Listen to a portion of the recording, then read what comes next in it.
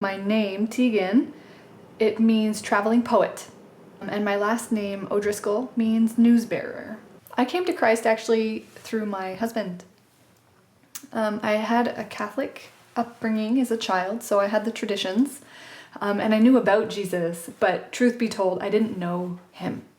So I went my entire life not knowing Jesus. So thankfully my husband started to share the Bible with me, and he gave me The Purpose-Driven Life by Rick Warren.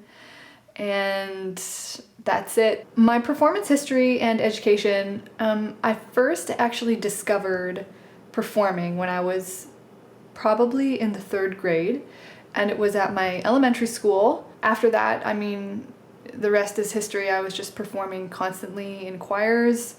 In high school, I was constantly performing. But see, the thing about my performance history is actually that I had been in theater, and I had never really had the opportunity to grow deep roots in music, although I had this passion for singing.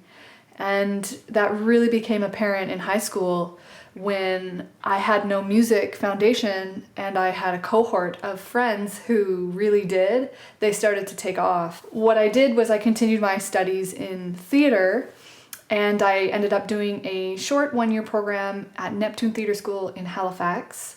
Although I had been accepted to Ryerson University for performance.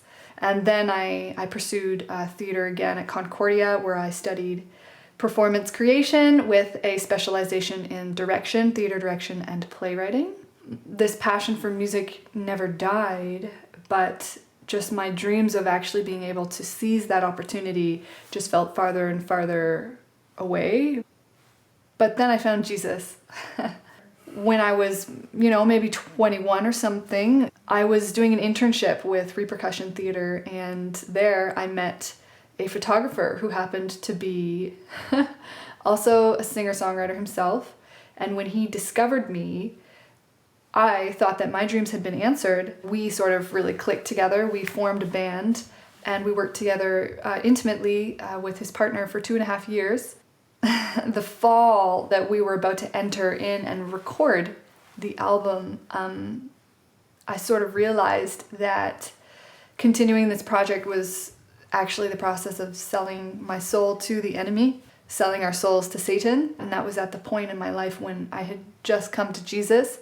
So Jesus opened my eyes, and I realized that if I stayed in this project, I was never going to escape being a slave to sexual objectification, a slave of losing my own artistic integrity. So I actually fled the project. In those exact moments, that was when I basically got on my knees and made a deal with Jesus.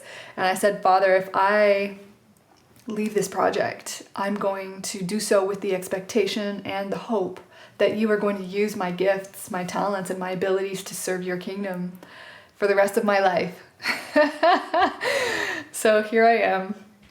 The Breakthrough series that Rick Warren did called, I think it was like a 34-day series of seeking God. And this series absolutely changed my life.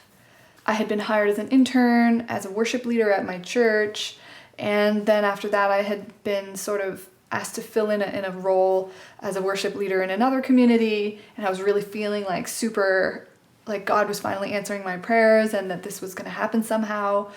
But unfortunately, that season of my life ended up being probably one of the worst, and there was just a lot of trauma and a lot of brokenness in my life, a lot of illness during that moment, and I was really at a place where I truly believed that God had forsaken me, and my dreams then, in those moments, literally died. I was committed to never leading worship again, and in fact, I had lost my voice. And it was in that place that I found this Breakthrough series by Pastor Rick Warren, and it just ignited in me this hope. Lo and behold, on the 34th day of that series, God had massively broken through for me by having a producer in Los Angeles deliver one of my songs back to me as a gift. It was really a breakthrough of God's just ordaining who I am in him, that his promise is secure, that it's his will, not mine, that this is the way he's made me and shaped me. And that he wants to take me farther there.